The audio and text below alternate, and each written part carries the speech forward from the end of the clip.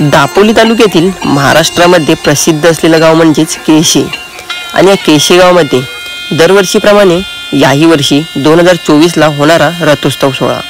या रथोत्सव सोहळ्याला खूप मोठ्या संख्येने गर्दी असते. हजारोच्या संख्येने लोकांची गर्दी असते. या रथोत्सव सोहळ्याला गेलो नाही तर मजा कसली. आणि कोकणात आलात तर केशी गावाला नक्की भेट द्या. तर चला मित्रांनो, वाट कसली बघताय, आज सरळ भेटूया आपण केशी गावाच्या रथोत्सव सोहळ्याला आणि पाहूया हा रथोत्सव सोहळा कशा पद्धतीने साजरा केला जातो. तर व्हिडिओमध्ये शेवटपर्यंत बनून राहा. व्हिडिओ खूप मजेशीर आहे.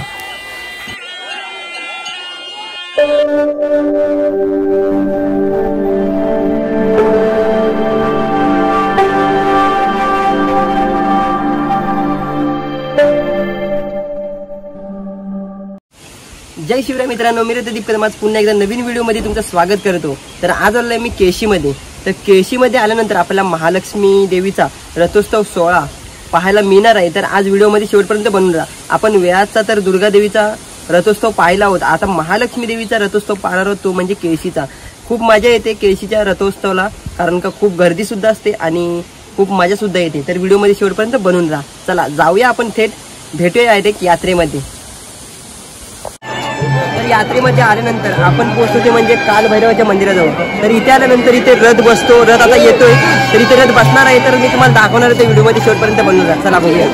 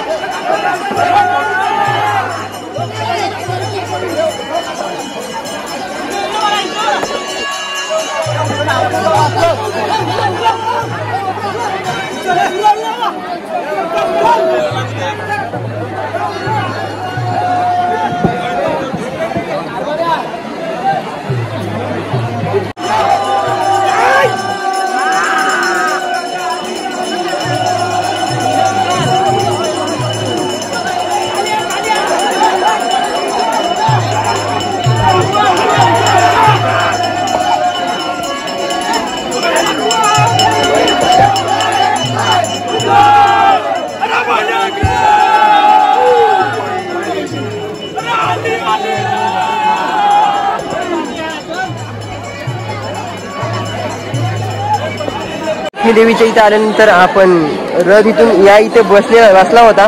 आता इथून रथ गेलेला आहे आणि रथ गेल्यानंतर इकडे बघा असेल तुम्ही भाविकांची गर्दी, जी यात्रेला गर्दी असते ती बघू शकता तुम्ही. इकडे रथ गेल्या कारणामुळे अजून थोडी कमी झाली, पण गर्दी तुम्ही बघायला गेलात तर खूपच गर्दी आहे अजून. बघा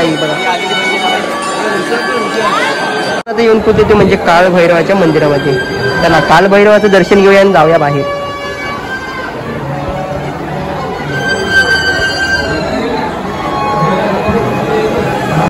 केळशीला आल्यानंतर इथे माझी ताईच आहे, तिचं वडापावचं म्हणजे दुकान आहे. तर इथे आल्यानंतर तुम्ही वडापाव नक्की खा, कारण का वडापाव खूप टेस्टी असतो. बघा आमचा ऋषभ आहे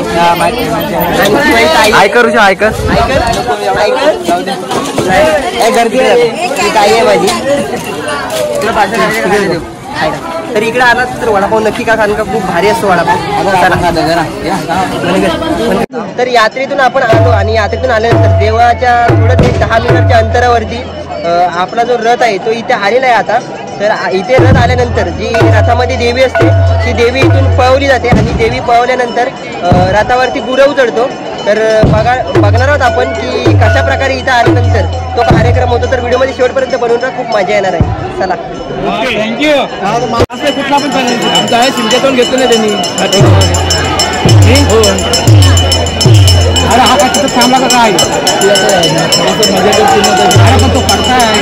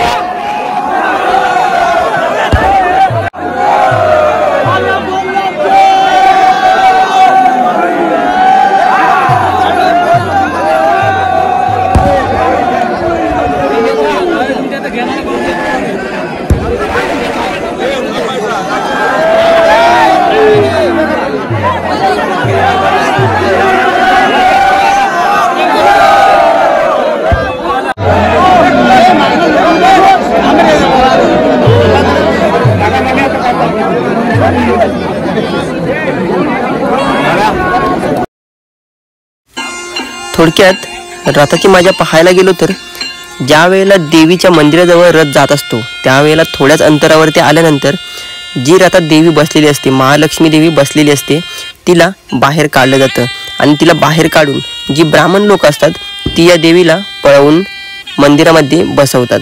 आणि ज्या वेळेला देवीला रथावरून काढल्यानंतर वरती ज्या वेळेला गुरव चढतो त्यावेळेला असं म्हणतात देवीला का ठेवत नाहीत, तर देवीला त्या गुरवचं तोंड पाहायचं नसतं किंवा देवीला ते पाहायचं नसतं, त्यामुळे ते देवीला काढतात आणि त्याच्यानंतर गुरव चढतो. आणि गुरव चढल्यानंतर जी रथाला मजा येते किंवा गुरव चढल्यानंतर असं थोडक्यात म्हणतात की तो खूप जणांना बोलवतो आणि त्याच्यामुळे रथ जड सुद्धा होतो.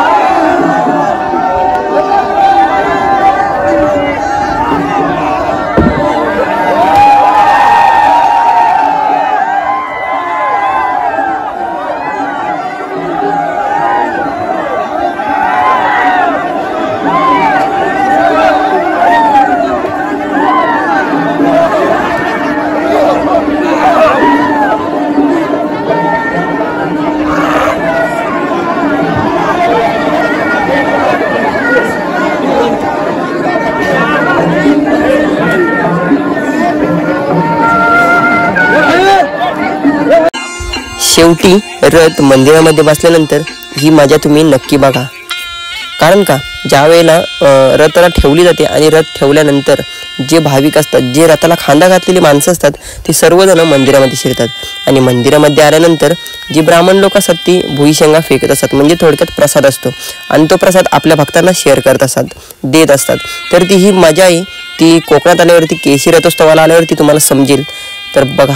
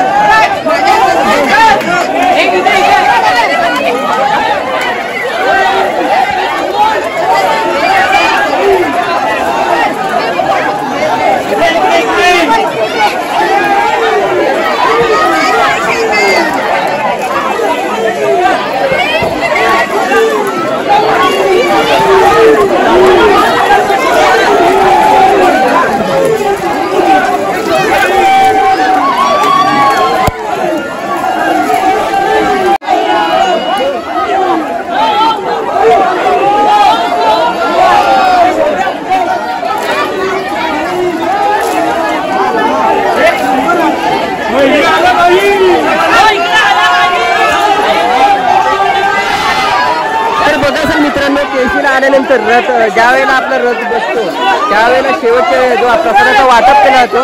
तर अशा प्रकारामध्ये प्रसाद वाटला जातो. इकडे बघा असाल तुम्ही, ज्या भुईशेंगा असतात त्या फेकल्या जातात आणि त्या फेकल्यानंतर जे भक्त जे खांद घातलेले असतात ते प्रसाद कशा प्रकारे उचलतात बघा तुम्ही.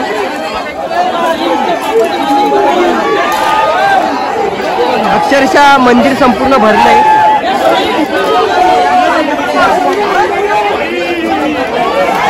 आपण म्हणतो ब्राह्मण लोक, ही ब्राह्मण लोक असतात, ही ब्राह्मण लोक जे भुईशेंगा असतात त्या भुईशेंगा फेकत असतात. म्हणजे प्रसाद असतो ते प्रसाद फेकत असतात आणि ही प्रसाद उचलण्याची मजा हे आपल्याला केशीला आल्यावरती, केशीच्या रथोत्सवाला आल्यावरती पाहायला मिळते.